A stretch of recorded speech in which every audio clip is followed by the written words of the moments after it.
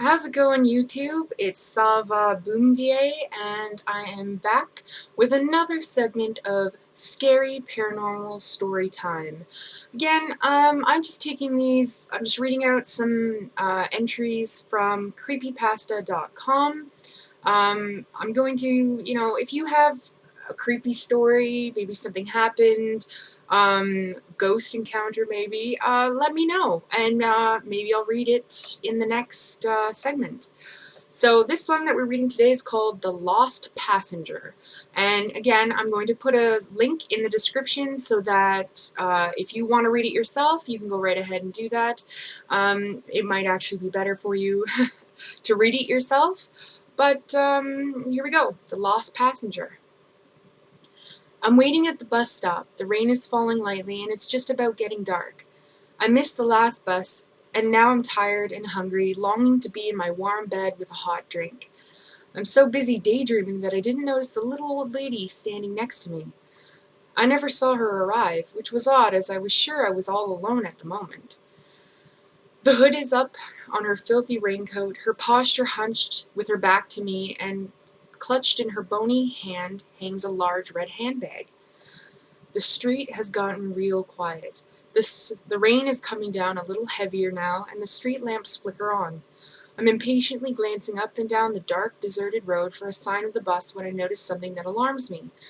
The stranger doesn't have any feet. Instead, there are just two stumps wrapped in bloodied bandages. At the disturbing sight of this, I became nauseous and unsettled. What was she doing walking on them in that terrible state? She had no crutches for support either. It was baffling.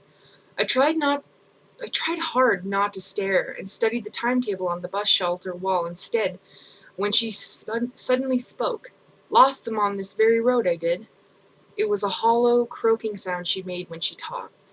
Were you in an accident? I asked nervously. Aye, the bastard crushed him good, she replied bitterly, still with her back to me. I couldn't think of anything else to say. I was dumbfounded. The road was on a bleak stretch of countryside at the edge of town. Not a single car had passed us for some time, and I was feeling anxious and jittery. Where is that bus? I was considering walking to the next stop for the exercise and to be away from this strange lady with no feet, when she spoke again. Be a dear and hold my bag. Sure. Is it too heavy? I asked, reaching out to take it from her. It was then she turned to face me. I froze on the spot. A wave of cold terror came over me. Her face. There was no face, no features at all, just a large gaping cavity, but still she spoke in that hollowed voice. Be a dear and hold my bag. Be a dear. Her bloody stumps made a wet squelching sound as she stepped toward me. I fell backwards and hit the ground hard. I tried to scream, but all that came out was some strange, hideous, animal-like primal sound. My mind was reeling as she inched closer and closer to me. I couldn't move. I felt pinned down by fear, trapped and helpless. She then proceeded to open the bag and reveal its contents to my disbelieving eyes. Look! Look what they took from me, she wailed. Inside I saw what they had taken. Her feet, twisted and mangled, the bones crushed and turned to red splinters, and her face, a torn, disfigured mask of ragged flesh staring at me from within that bloodied sack, and it was screaming. It was screaming at me. Look what they took from me. That one's not too bad. I like that. I would be creeped out too. I would have walked far away. So I'm gonna also read Arata. We'll go with Arata. Do you ever look back on your early childhood and wonder which memories are real and which are fabrications of your overactive imagination? Have you ever had a memory that you think might have been a dream? Our minds are capable of doing terrible things to us, but so are people. I'm not sure which one traumatized me for most of my childhood. I remember despising kindergarten. I went to Duggan Elementary School in Farner, Tennessee. Naturally, I hated it. But how I felt about the place by the end of the year went beyond simple loathing. Obscure memories of those days still resurface in my mind from time to time. I remember hearing and seeing things that I was too young to understand. I just have these vague images and sounds in my head that I can barely recall. I don't have nightmares anymore. I guess what scares me most is the memory of how I felt at the time. Recently, I found an old photo album of my kindergarten year. It took me back in time. I recognized a picture of my teacher. He was an extremely old man who we called Mr.Arata. There was something about him that seemed, well, he didn't seem very child-friendly. He drove a long white van to school every day. It was called the stupid van because the kids all hated him.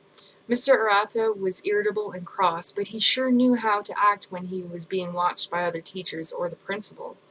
One day at my house, I remember my mother telling me that one of my classmates had gone missing. She was watching the news and was understandably very upset. When a second child in my class went missing, my mother abruptly pulled me out of the school. She told me that she would send me back when it was safe. I thought it was great not being in school. I was too young to understand what a child's disappearance would actually mean, too naive to think about it realistically. I remember that, after a while, I went back. The kids had been found, but they did not go back to school for whatever reason. I heard one of my fellow students tell me that the kids who had disappeared had no recollection of what had happened. She said that they had been cut open under the belly button and stitched up. She knew these two kids well. I think her name was Katie or Kitty or something. I just assumed that she was lying, though, lying through her teeth. Even as a 6-year-old, I wasn't credulous enough to believe something like that. Later on in the year, I remembered the girl, let's just call her Katie, talking about how one of the kids who had previously gone missing had passed away. She took a week off from school because of it. Apparently, she had kept in touch with the two kids after they switched schools. Katie said that the child had been sick ever since they found him with no memory. At this point, I thought she was making up more lies to get attention, but she did genuinely seem miserable now that I think of it. Little kids aren't that great at acting. I remember that one day I had a terrible nightmare. The day started out normally. I remember going to lunch, and I think I remember getting up to leave after the bell had rung to return to class. I'm not sure what happened next, because that's the last thing I remember before having the nightmare. Suddenly I was on a table, strapped down. I could see tinted windows on the narrow walls by my side. Everything... Ooh, I got lost. Everything was pretty dark. I was in a very cramped rectangular room. I just sat there for a moment. Clearly, I remembered looking about and feeling the straps on my wrists and ankles. I looked to the side of me, and there was a tray with surgical instruments on it. Did not know how I got there in the first place. I was confused and on the verge of tears. A man dressed like a doctor came to see me. I couldn't make out his face because it was so dark there. He just looked at me for a moment. Then he turned on a bright light that was mounted over top of me, like the kind they use when you go to the dentist. He was wearing a doctor mask and had a blank expression on his face. I was stunned with fear. He casually reached for a scalpel and grabbed one from the tray. I began screaming and crying. He looked slightly taken back. The man uttered a few words, but I couldn't make out what he was saying. I awoke to the harsh scolding of Mr.Arata. I was lying down asleep on the bleachers in the gym where we would wait for our bus members to be called. He was telling me that I had fallen asleep and missed the bus. He took me back to his class and called my mother to come pick me up. I started crying as soon as I had time to think about the dream. He didn't try to comfort me. He didn't even ask me what my problem was. He just stared at me. I told him that I had experienced a terrible nightmare, and he nodded at me. At least I think he did.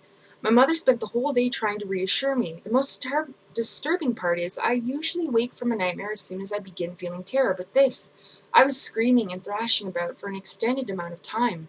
It all seemed real. I was convinced over the years that I had hallucinated. I began getting homeschooled because I was extremely terrified of going back. My parents couldn't understand how a nightmare could cause someone to have that kind of issue that I had.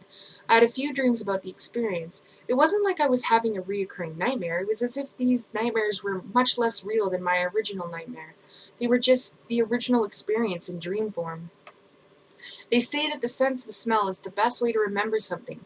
Years later, when I was a grown man, I visited my grandfather in the hospital. There was something about the smell that brought me back. It made me think about that dark room. I went over to my parents' house and flipped through some of the old photo albums looking for something to help ease my curiosity.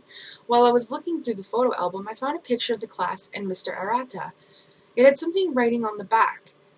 It had something written on the back, but it wasn't English. Arata is a Japanese name, so I guessed that that was the language it was.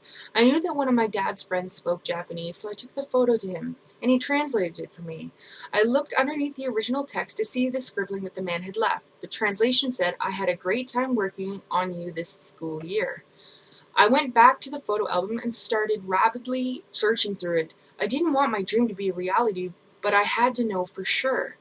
There was a photo of me performing all there were photos of me performing all kinds of activities. I even found photos of the time that my mother brought the class cupcakes for my birthday. Almost every picture had Mr.Arata in it, with a stern look on his face.